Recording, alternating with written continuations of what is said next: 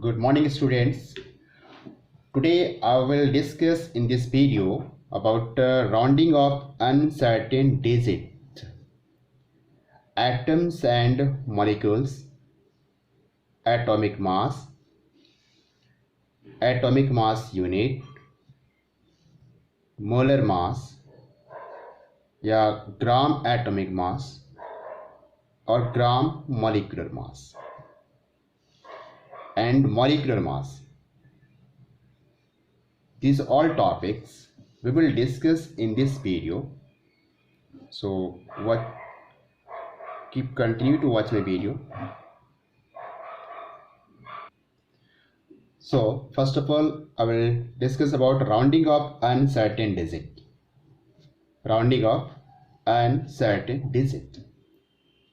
If the measured value contain more than one uncertain digit, then it should be rounded off. ठीक है, अगर एक से ज़्यादा अनसर्टेन डिजिट होता है तो उसको हम राउंड अप करना चाहिए. And I am taking a question कि round up the following up to the 3 significant figure. ये नंबर्स दे रखे हैं और इसमें यहाँ पे 4 सिग्निफिकेंट दिख रहे हो, वहाँ पे 1 2 3 4.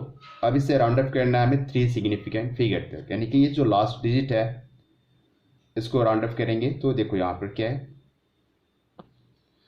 अगर लास्ट डिजिट मोर देन 5 होता है तो हम इसमें एक प्लस कर देंगे. सो इसका आंसर हम लिख सकते हैं यहाँ पर 2.75. More than 5 raise by 1. यहाँ पे अगर लास्ट डिजिट मोर देन 5 है, more than 5, then raise by 1. Raise by 1. Now in this number 2.742, the last digit is less than 5. Less than 5. So no change in this case. Simply write 2.74. That means we can say कि if the last digit less than 5, then no change in this case. No change in this case. But if equal to 5, then equal to 5, अगर last digit equal to 5 है तो उस case में क्या करोगे, हम क्या करेंगे. सो जैसे देखो मैं एक नंबर लेता हूं 5.795 and you can see the last digit is equal to 5. So in that case हमें क्या करना है, सो इसको हम राउंड अप करेंगे 3 सिग्निफिकेंट फिगर तक. राउंड अप करेंगे तो इसका सिग्निफिकेंट 3 सिग्निफिकेंट फिगर तक क्या होगा 5.80. इसका आंसर हम लिखेंगे 5.80. तो इसके लिए क्या है, देखो अगर इक्वल टू 5 है तो हमें क्या करना होगा, 5.795 है तो 5 के पहले जो डिजिट है अगर वो ऑड होता है तो रेज बाई 1 करेंगे, 1 प्लस कर देंगे 9 में तो 5.80. ओके, और अगर 5 के पहले कोई इवन नंबर है तो उसमें कोई चेंज नहीं आएगा. जैसे एग्जांपल और देखो 5.885.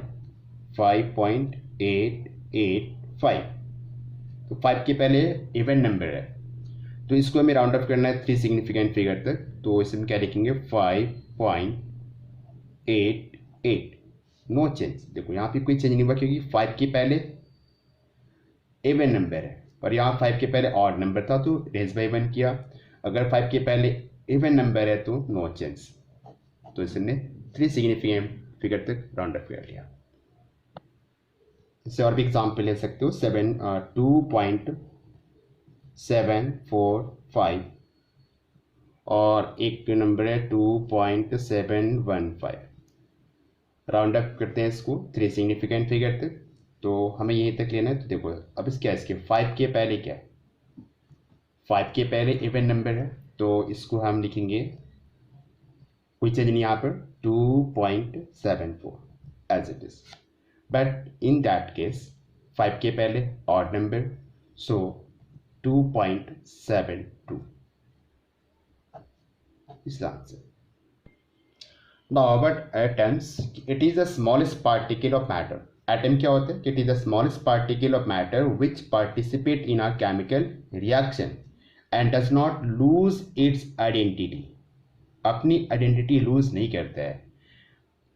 ओके, ये किसी भी मैटर का स्मॉलेस्ट पार्टिकल है और वो केमिकल रिएक्शन में पार्टिसिपेट करता है और अपनी आइडेंटिटी लूज नहीं करता है. जैसे एग्जांपल देखो, यहाँ पे कार्बन को बर्न करेंगे तो कार्बन डाइऑक्साइड मिलता है. सो एटम की आइडेंटिटी लूज नहीं होती. आप चेक कर सकते हो यहाँ पे इस रिएक्शन में कि बिफोर द रिएक्शन जो एटम है वो कार्बन एटम यहाँ पे ऑक्सीजन के हैं, और आफ्टर द रिएक्शन जो कार्बन डाइऑक्साइड मिला है उसमें भी एटम्स, उस मॉलिक्यूल्स में जो एटम्स होंगे वो कार्बन और ऑक्सीजन के ही हैं, अदर एटम्स नहीं है. So we can say that atoms does not lose its identity. One more thing, atoms have no independent existence. जैसे मैं बात करूँ यहाँ पे कॉपर की, कॉपर में देखो, कॉपर में सिंगल एटम है बट इनके सारे कॉन्स्टिट्यूएंट पार्टिकल्स एक साथ है. ठीक है, कॉपर. आयरन ले लो तो आयरन के ब्लॉक्स में क्या मिलेंगे आपको? आयरन के बहुत सारे एटम्स मिलेंगे. इंडिपेंडेंट एग्जिस्टेंस यहाँ पे नहीं होता. अगर मैं बोलूँ कि ऑक्सीजन सिंगल एटम एग्जिस्ट नहीं करेगा या O2 के फॉर्म में एग्जिस्ट करेगा, नाइट्रोजन N2 के फॉर्म में रहेगा. इंडिपेंडेंट एग्जिस्टेंस नहीं होता है एटम्स का. And now molecules. मॉलिक्यूल्स क्या होते हैं? It is the smallest particle of matter formed by the combination of two or more atoms. Two or more atoms के कॉम्बिनेशन से मॉलिक्यूल्स बनते हैं और molecules have independent existence.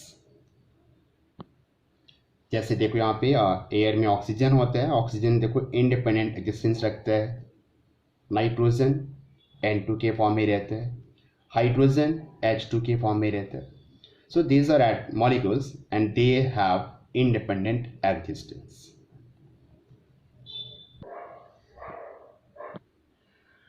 And now यहाँ पे बात करते हैं एटॉमिक मास. एटॉमिक मास के कॉन्सेप्ट को समझने के लिए मैं यहाँ पे कुछ एग्जांपल्स के तौर पे आपको समझाऊंगा एटॉमिक मास होता है क्या है. तो एटॉमिक मास यानी कि देखो एटम्स के मास की बात करेंगे. जैसे मान लो यहाँ पे हाइड्रोजन है, नाइट्रोजन, ऑक्सीजन, कार्बन. एटम्स तो बहुत, मान लो कि एटम्स ये बहुत छोटे छोटे एटम्स होते हैं, very very small particles they are, we have you know very well. तो एटम्स के मास को कंपेयर करना है यहाँ पे, एटॉमिक मास को कैसे वे करना है. एंशिएंट टाइम पे क्या था कि एटॉमिक मास को मेजर करना एक डिफिकल्ट टास्क था. तो उस टाइम पे एटॉमिक मास को कंपेयर करते थे. एक स्टैंडर्ड यूनिट्स है. जैसे कि मान लो कि हमारे पास कोई ब्लॉक है, ये एक ऑब्जेक्ट है, इस ऑब्जेक्ट के मास को हमें क्या करना है? कंपेयर करना है. तो हम इसे क्या करेंगे कि वेइंग बैलेंस पे रखेंगे और वेइंग बैलेंस पे प्लेस करके इसके मास को हम कंपेयर करेंगे. कितना इसका मास है उसके मास को हम कंपेयर करेंगे. यहाँ पे एक वेइंग बैलेंस ले लेंगे और इस वेइंग बैलेंस पर रख के एक स्टैंडर्ड वेट से इसको हम कंपेयर करेंगे कि कितना टाइम्स हैवियर है. सपोज करें मैं यहाँ पे एक स्टैंडर्ड वेट मान लिया, ये एक आपका स्टैंडर्ड वेट ऐसा है. ठीक है, ऐसा हमने यहाँ पे ऑब्जेक्ट मतलब वेट यहाँ पे प्लेस किया. सपोज करो कि हमने यहाँ पे इसे से प्लेस करते हुए 20 ऐसा प्लेस किया यहाँ पर. कितना? 20. तो 20 सपोज करो 20 बॉक्सेस यहाँ पे प्लेस किया. 20 बॉक्स या 20 जो भी है उसको मान सकते हो. 20 बॉक्स हमने यहाँ पे प्लेस किया है. ठीक है, तो 20 बॉक्सेस, एक बॉक्स को मैंने यहाँ पे स्टैंडर्ड मान लिया. ठीक है, तो चलो एक बॉक्स का जो वेट होगा यहाँ पे हमने इसको बोल दिया कि इसका वेट आपका 1 kg है. तो वी कैन से कि ये जो ऑब्जेक्ट है आपका, इस ब्लॉक का जो वेट होगा वो 20 kg का होगा. तो हमने क्या किया, इन स्टैंडर्ड वेट से हमने कंपेयर किया कितना टाइम्स वो हैवियर है object. In the same way यदि हमें कोई एटम्स के मास को एटम के मास को कंपेयर करना है तो उसके लिए भी हम यहाँ पर इसकी तरह एक स्टैंडर्ड एटम यहाँ पे स्टैंडर्ड मास में लेना पड़ेगा ताकि हम उसको कंपेयर करेंगे। स्टैंडर्ड मास क्या होगा जरा देखो कि हम यहाँ पे एक स्टैंडर्ड एटम लेंगे और स्टैंडर्ड एटम यहाँ पर कार्बन 12 है। Carbon 12 is taken as standard atom और जो स्टैंडर्ड मास हम लेंगे जो एटम के मास को कंपेयर करेगा वह मास होगा आपका 1/12 multiplied by mass of 1 carbon 12 atom, mass of 1 carbon 12 atom. That is the standard mass by which we can compare the mass of any atom. ये स्टैंडर्ड यूनिट लेंगे यहाँ पर जिससे हम हर एक एटम के मास को कंपेयर करेंगे और देखेंगे कितना टाइम्स वो हैवियर है। जैसे कि ऑब्जेक्ट यहाँ पर देखा कि इनसे कितना टाइम्स हैवियर है, 20 टाइम्स हैवियर है। इन द सेम वे कि अब यहाँ पे एक एटम के मास को कंपेयर करेंगे यहाँ पर इस स्टैंडर्ड यूनिट से और देखेंगे कि कितना टाइम्स उससे हैवियर है। जैसे मैं यहाँ पे एग्जांपल लेता हूँ मास, जैसे कि यहाँ पे देखो mass of 1 nitrogen atom, mass of 1 nitrogen atom. तो अगर इसके मास को हम कंपेयर कर रहे हैं तो ये देखो कितना टाइम्स हैवियर आता है, it is 14 times heavier than this unit 1/12 multiplied by mass of 1 carbon 12 atom, mass of 1 carbon 12 atom is say 14 times heavier. Similarly अगर हम यहाँ पे कंपेयर करते हैं मास ऑफ 1 ऑक्सीजन एटम तो 1 ऑक्सीजन एटम का मास यहाँ पे देखो कितना टाइम्स हैवियर है, तो ये 16 टाइम्स हैवियर होगा इस यूनिट से। मास of 1 sodium atom, sodium atom के मास को कंपेयर किया तो मालूम चला कि यहाँ पर ये 23 टाइम्स हैवियर है, 23 times heavier to this unit. अगर हम यहाँ पे मास कंपेयर करते हैं mass of 1 fluorine atom, fluorine atom तो इसका 19 टाइम्स हैवियर आता है इस स्टैंडर्ड यूनिट से। Now we are able to define atomic mass or relative atomic mass क्योंकि देखो यहाँ पे it is a number which tells that how many times an atom of an element is heavier than 1/12 into mass of 1 carbon 12 atom। 1 carbon 12 कि देखो 1/12 part है यहाँ पे 1 carbon 12 atom का, उससे कितना टाइम से हैवियर है वो नंबर बतलाएगा उसका एटॉमिक मास या रिलेटिव एटॉमिक मास। जैसे देखो mass of 1 nitrogen atom it is 14 times heavier to this unit, so 14 is a number which tells the atomic mass of that atom. Okay, similarly अगर मैं बात करूं यहाँ पे मास ऑफ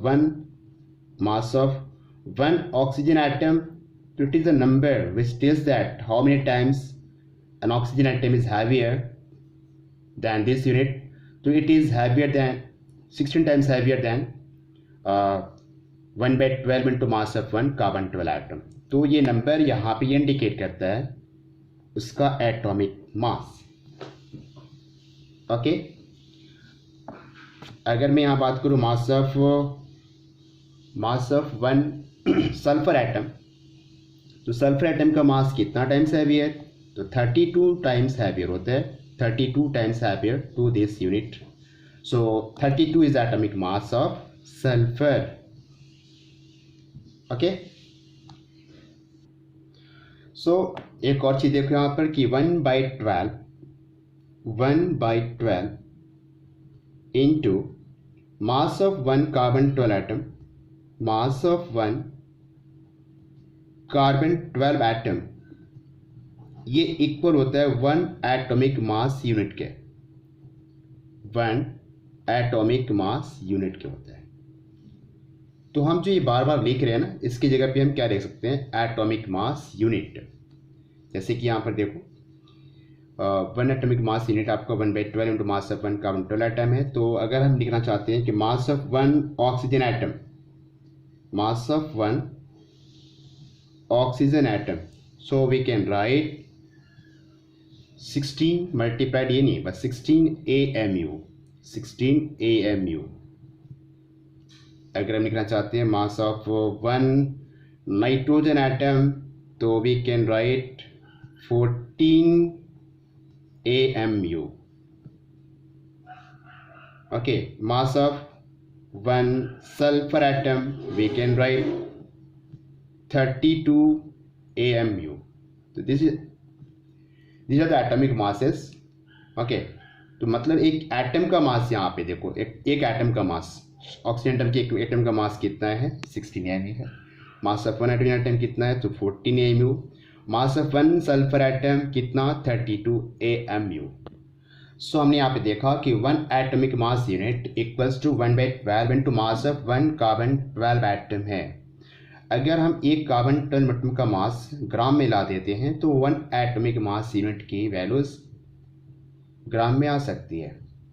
तो एंशिएंट टाइम पे क्या था कि वैसा डिवाइस नहीं था कि हम एक एटम का मास एक्यूरेटली डिटरमिन कर सकते हैं, बट बाद में एक डिवाइस यहाँ पे डेवलप हुआ जिसको हम बोलते हैं मास spectrometer. Mass spectrometer, mass spectrometer, it is a device which can give the exact mass of an atom।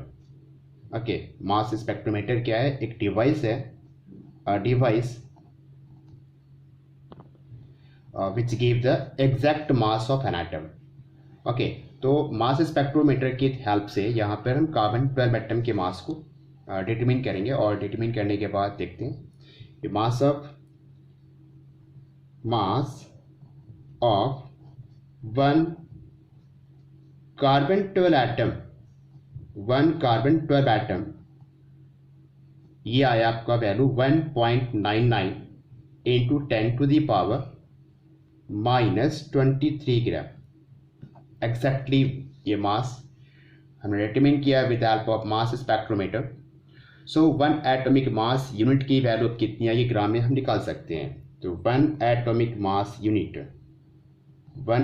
Mass unit is equal to 1/12 multiplied mass of one carbon 12 atom. कितना mass आया? 1.99 into 10 to the power -23 gram. Okay, so अब यहाँ पे इसको divide करोगे, इसकी values कितनी आ जाएगी? इसकी वैल्यूज देगी आपको 1.66 into 10 to the power -24 gram. Okay, one atomic mass unit की वैल्यू ग्राम में कितनी आएगी? 1.66 into 10 to the power -24 gram. और ये वैल्यूज देखो 1 एवोगैड्रो नंबर के भी इक्वल होती है। 1 एवोगैड्रो नंबर कितना होता है? तो 6.022 into 10 to the power 23। Okay, तो ये वैल्यूज भी इसके इक्वल आ जाएगी। और अगर इसको किलोग्राम में लिखोगे तो इसकी वैल्यू आएगी 1.66 into 10 to the power -27 kg।